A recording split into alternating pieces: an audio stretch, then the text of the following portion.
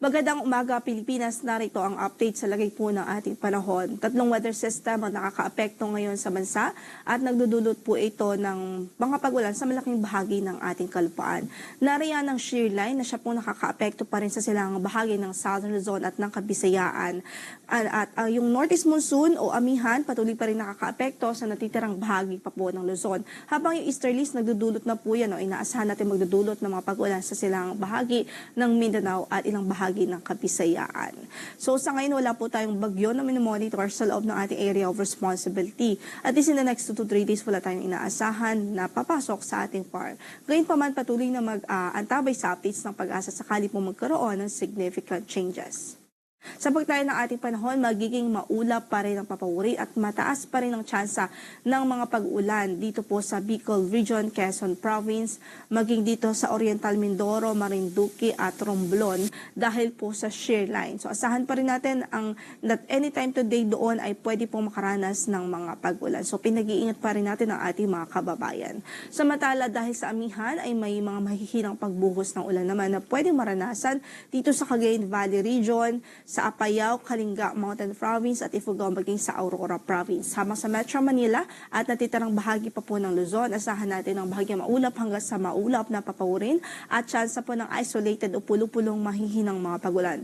Maliban sa mga pagulan na ito ay ang mababang temperatura o malamig ng panahon pa rin, especially po sa gabi hanggang madaling araw. So enjoy po natin dahil ito po ay sa kasalukuyan yung amihan ay prevailing pa rin sa bansa. Enjoy po natin bago po ito tuluyang umalis o tuloy yung matapos yung pag-iral nito sa ating bansa.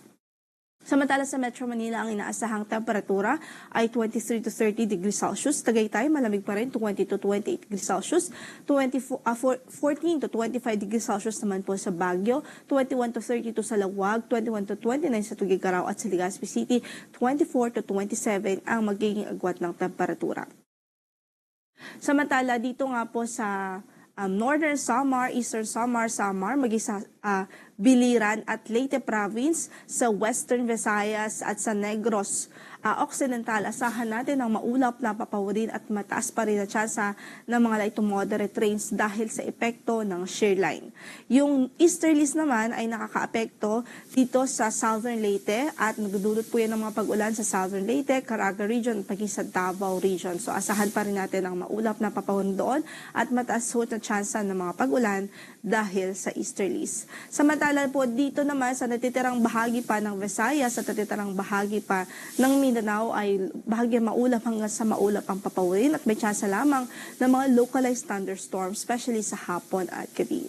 Para sa pagtayo ng ating temperatura sa Tuguegarao, sa Tacloban ay 24 to 29 degrees Celsius. Sa Iloilo ay 25 to 28 degrees Celsius. Sa Cebu ay 24 to 30 degrees Celsius. Sa Cagayan ay 24 to 29 degrees Celsius. Sa Davao ay 24 to 31 degrees Celsius. Sa Cebu naman, 24 to 30 degrees Celsius. Sa Kalayaan Islands ay 26 to 29 degrees Celsius, 26 to 30 sa Puerto Princesa at 24 to 31 degrees Celsius sa Zamboanga City.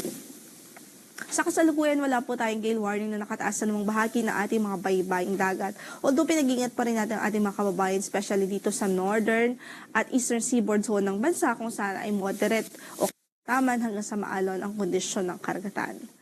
Ang sunrise natin for today is 6:21 in the morning at lulubog ang araw mamaya sa ganap na alas 5:59 ng gabi. Ito po si Lori de la Cruz, Galicia. Magandang umaga po.